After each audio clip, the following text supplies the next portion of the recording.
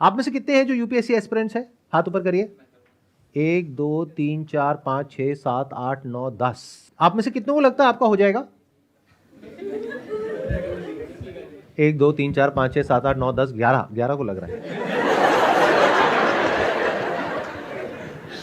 मतलब जो तैयारी नहीं भी कर रहा उसको भी लग रहा है कि नहीं मेरा तो हो जाएगा। बहुत बढ़िया।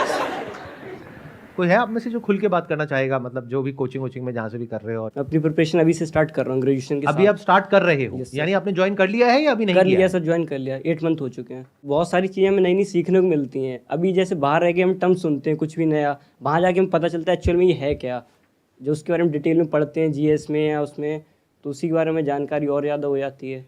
उस जानकारी का क्या करोगे आगे इन्फॉर्म काम आएगा ये तो आगे? एग्जाम कहाँ में। काम आएगा? मतलब कहीं जॉब करने जाओगे तो ये काम आएगी जानकारी? सर आएगा। If you are an aspirant for 4 years 5 years 6 years, उसके बाद में आप कहीं जॉब करने के लिए जाते हो और बोलते हो कि मेरे पास में जानकारी है, तो क्या जॉब मिल जाएगी आपको?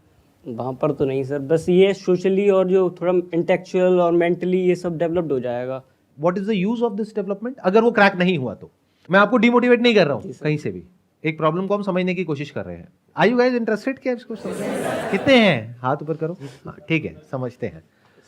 तो अभी आप यूपीएससी की तैयारी कर रहे हो। जी सर। बेस्ट केस सिनेरियो क्या है कि आपका पहले अटेम्प्ट में ही हो जाता है। वर्स्ट केस सिनेरियो क्या है कि जितने भी अटेम्प्ट्स आपके पास में है आपने सारे दे दिए, उसके बाद भी नहीं हुआ, क्योंकि होने की पॉसिबिलिटी ऑलमोस्ट 0% है। ये आप भी जानते हो, मैं भी जानता हूं। मैं आपसे ना कुछ बेसिक से क्वेश्चंस पूछ रहा हूं, आपके ऊपर है आप उसका जवाब देना चाहते हो या नहीं चाहते हो। बट इस क्वेश्चनिंग से क्या होगा कि एटलीस्ट आपकी जो क्रिटिकल थिंकिंग है वो डेवलप होगी, not just information which is feeded in your brain जिसका आपको लग रहा है कि कोई यूज है। तो बेस्ट केस सिनेरियो ये है कि अगर आपका हो गया तो बहुत ही बढ़िया है, नहीं हुआ तो क्या प्लान है? अभी सर बैकअप को सोचा नहीं है, अभी कॉन्फिडेंस है कि हो जाएगा सर। कॉन्फिडेंस है कि हो जाएगा? वो तो अभी यहाँ पे 10 लोग तैयारी कर रहे हैं यूपीएससी की, उनमें से 11 को कॉन्फिडेंस है कि उनका हो जाएगा। सर अटेम्प्ट हुआ नहीं, लेकिन अंदर से अभी तो आ रहा है कि हो जाएगा। आप मुझे ये बताओ कि ये आपने किया क्यों, ज्वाइन क्यों किया है? लोगों के लिए काम, मतलब वेलफेयर का भी काम कर सकते हैं, जो लोगों को ज़रूरत है। जैसे मेट्रो स्टेशन पे देखो तो देखता हूँ मैं, अभी जैसे जाता हूँ कोचिंग रास्ते में, कि लोग भीख वगैरह, यहाँ पे बैगिंग का काम बहुत ज़्यादा है दिल्ली में, इतना मेरे यहाँ वहाँ नहीं होता है। तो यहाँ के लगता है बोले इसका भी कुछ सोल्यूशन होना चाहिए। ये गलतफहमी हमारे माइंड में कहां से आ गई है कि हम कुछ भलाई करना चाहते हैं तो उसका ये रास्ता है? मुझे ये बताओ कि कौन सा ऐसा इंसान है जो भलाई नहीं कर रहा है? Give me one category of people who are doing something legal. Illegal की बात छोड़ देते हैं, ध्यान से सुनना मैंने क्या कहा। लीगली कोई इंसान कहीं पर जॉब कर रहा है, टैक्सेस पे कर रहा है जिसकी वजह से देश चल रहा है, कहीं पर काम कर रहा है जिसकी वजह से कोई कंपनी चल रही है, जिसकी वजह से आपकी लाइफ चल रही है। आज जो आप प्रोडक्ट्स और सर्विसेज यूज करते हो उसमें से कितनी है जो प्राइवेट कंपनीज बनाती हैं और कितनी है जो पब्लिक कंपनीज बनाती हैं? Majority of products and services that you are using, जिसके बेस पे आपकी लाइफ टिकी हुई है, वो प्राइवेट कंपनीज चलाती है। तो जो उस पूरे इंफ्रास्ट्रक्चर को संभाल रहे हैं, क्या वो पब्लिक वेलफेयर नहीं है? क्या एक डॉक्टर जो कहीं पर काम कर रहे हैं, चाहे प्राइवेट क्लिनिक है, चाहे किसी गवर्नमेंट हॉस्पिटल में है, चाहे प्राइवेट हॉस्पिटल में है, क्या वो पब्लिक वेलफेयर नहीं है? क्या उसके बिना हमारा देश चल जाएगा? तो ये गलतफहमी कहां से आ जाती है हमारे माइंड में कि अगर हमको पब्लिक वेलफेयर करना है तो उसका ये रास्ता है। और हम सच क्यों नहीं बोलते हैं, जो है वो क्यों नहीं बोलते हैं कि हमें पावर चाहिए, हमें सोसाइटी में एक स्टेटस चाहिए? हम ये कहानियां क्यों साथ में गढ़ने लग जाते हैं कि मुझे कुछ वेलफेयर करना है?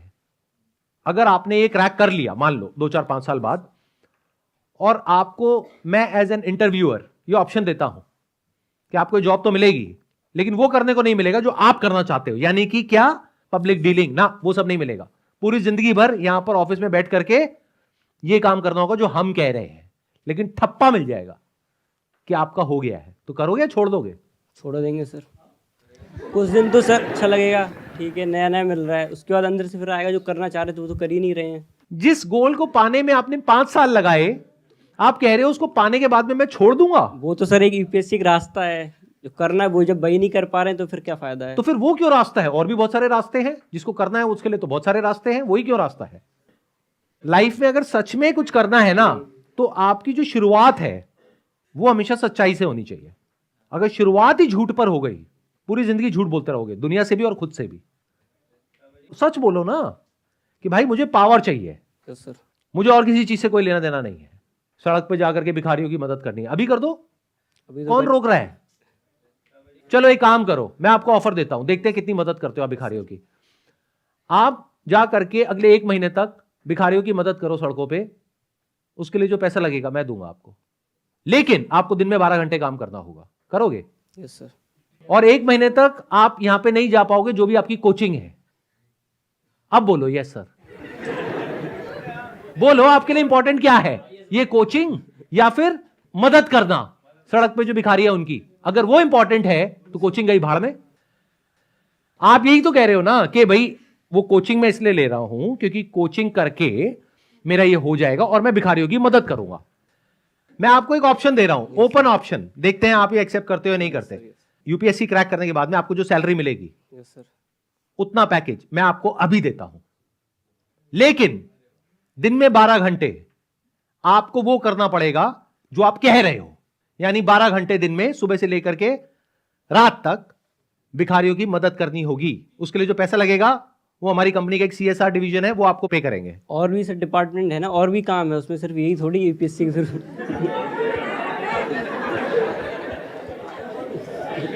जैसे और कौन सा डिपार्टमेंट है? और भी एक मिनट सुनो सुनो सुनो। हाँ, और भी लोग हैं जरूरतमंद, जिन्हें ये जरूरी नहीं है भिखारी, और भी लोगों का है। नहीं, भिखारियों को आपकी जरूरत है या नहीं है? भिखारियों के लिए आपको उन्हें कुछ तो करना है, है नहीं करना उन्हें है? है सर, और भी है ना। देखो, और भी तो फिर और तो बहुत कुछ है, सबका तो आप मदद कर भी नहीं सकते, एक जिंदगी कम पड़ जाएगी। एक जिंदगी में एक कैटेगरी को आपको चूज करना होगा जो आपके लिए सबसे इंपॉर्टेंट है, उसको जो आपको मदद करनी है वो मुझे बताओ किसको करनी है।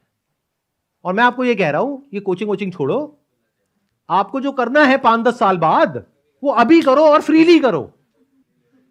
बोलो ऐसा कौन सा कॉज है जिसके लिए आपके अंदर से आ रहा है? अगर आ रहा है तो, या फिर सच बोल दो कि नहीं नहीं ये भिखारी भिखारी की तो सब बातें हैं, मुझे कोई फर्क नहीं पड़ता है, मैं रेड लाइट पे खड़ा होता हूं, कोई भिखारी आता है मैं उसको भगा देता हूं। स्टार्टिंग से सर यही है, जब पहली बार सोचा था तब यही था, लोगों को देख के। लेकिन जब आप मेरी बातें सुन रहे हो तो रियलिटी सामने आ रही है और समझ आ रहा है कि मेरे को भिखारियों से कोई मतलब उस नहीं टाइम है। सर ग्लैमर और ये सब नहीं देखा था कि स्टेटस यार इससे ये सब मिलता, उस टाइम तब ये सब नहीं था कुछ भी। उस वक्त भिखारी था, उस टाइम लेकिन अभी अभी ग्राउंड लेवल पे जो है वो कर, अब तो ये सोशल मीडिया के थ्रू और बढ़ता जा रहा है। हाँ, अब आई ना असलियत। देखो एक एक करके चीजें सामने आ रही हैं। सोशल मीडिया पे आपको कुछ ऐसे लोग दिख रहे हैं जिनको देख करके आपके माइंड में एक इमेज बनी हुई है कि अगर मेरा ये हो गया तो मेरी भी ऐसी लाइफ होगी, और वो लाइफ कैसी है जो आपको दिखाई जा रही है, जो एक्चुअल में नहीं है, और वो दिखाना भी सही नहीं है।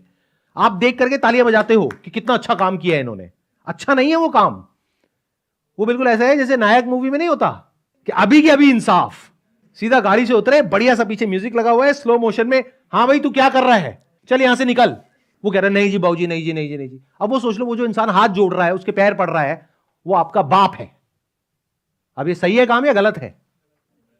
इंसाफ का ये तरीका नहीं है। एक इंसान की इज्जत होती है, और उसको सोशल मीडिया पे डालने की परमिशन दी किसने? अगर एक इंसान ने रेड लाइट जंप करी है या कोई क्राइम किया है तो उसको उसकी सजा दो ना। रेड लाइट जंप करने का चालान होता है 1000 रुपए, 2000 रुपए।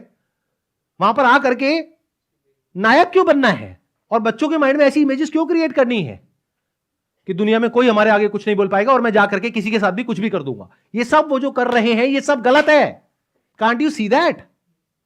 कि भाई अगर आपने एक रेड लाइट जंप करी है तो इतनी पावर है उसके पास में, किसी भी ऑफिसर के पास में, कि वो आपका उतने का चालान काट सकता है जितना कि लॉ एंड ऑर्डर कहता है।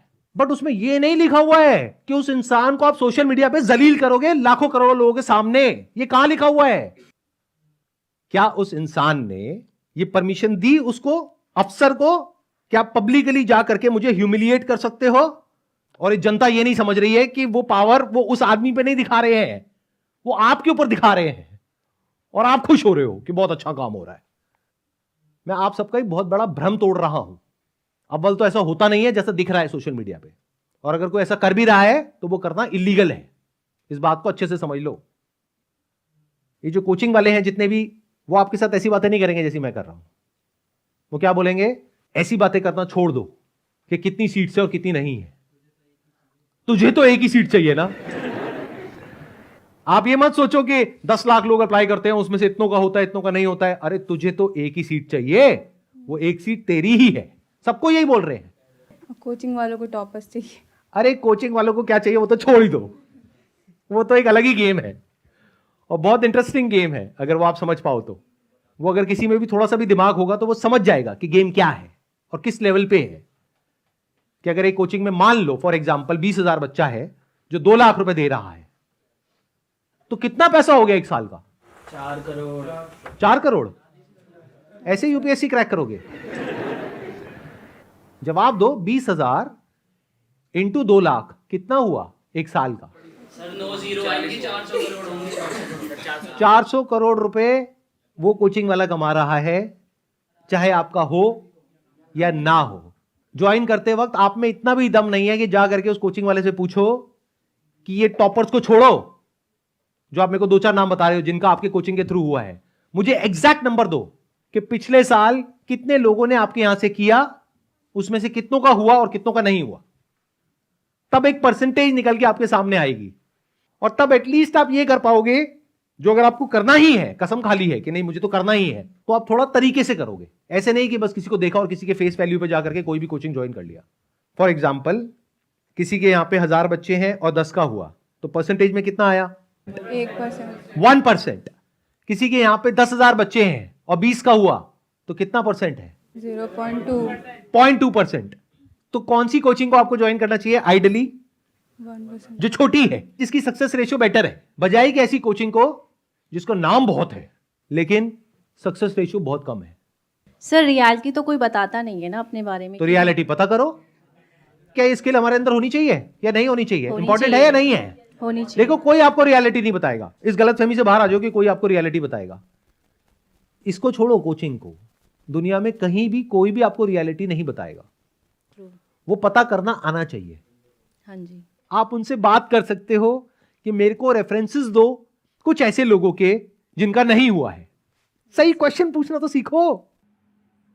हम जाकर के वहां पे क्या कहेंगे कि हमें रेफरेंस दो ऐसे किसी का जिसका हो गया है, क्या मैं उनसे बात कर सकता हूं आपकी कोचिंग को ज्वाइन करने से पहले? और वो पहले तैयार है इस क्वेश्चन के लिए। वो कहेंगे आगे एक और बेवकूफ, लो करो बात। और वो बंदे बात करने के लिए तैयार बैठे, अरे बहुत बढ़िया है जी, बहुत बढ़िया है। आप क्वेश्चन ही बेकार के पूछते हो, हमें पता ही नहीं कि इंफॉर्मेशन को निकालते कैसे है। उनसे जाकर के बोलो कि मुझे नहीं पता करना कि आपके यहां पे कितनों का हुआ है, क्योंकि मुझे नहीं पता कि उनका एक्चुअल में आपके यहां से हुआ भी है या नहीं हुआ है। I don't know that. हो सकता है कहीं और से हुआ है, सेल्फ स्टडी करके हुआ है और नाम आपका आ रहा है। तो मुझे बस 10 ऐसे लोगों का नंबर दे दो जिनका नहीं हुआ है। मतलब वहां पे जो बच्चे पढ़ रहे हैं, अगर बाहर आप जाकर के एक दिन के लिए जासूसी करो, वहां पे बाहर खड़े हो जाओ जहां पे पान की दुकान होगी, चाय की दुकान होगी, वहां पे जाकर के उन बच्चों से बात करो तो बहुत कुछ आपको समझ आ जाएगा। चाहो तो बहुत कुछ पता कर सकते हो, वो अलग बात है कि हम करते नहीं है। Yes. As simple as. Please have a seat. Thank you sir. Thank you so much for coming.